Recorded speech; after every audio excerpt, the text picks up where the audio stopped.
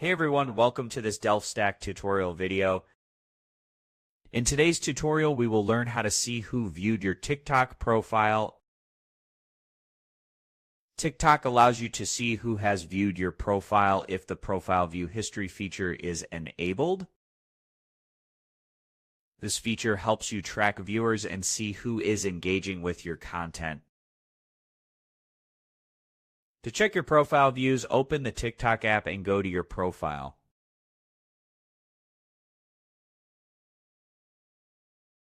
In the top right corner, you will see a footprint or profile view icon. Tap on this icon. You will then see a list of users who have recently viewed your profile. If you do not see this option, the feature may be turned off in your privacy settings. It may also be unavailable in your region. Keep in mind that disabling this feature also prevents others from seeing when you view their profiles. That's it. You've learned how to access TikTok's profile view history. You now know how to see who viewed your profile and how privacy settings affect this feature. Thanks for watching, and don't forget to check out our other DelfStack tutorial videos.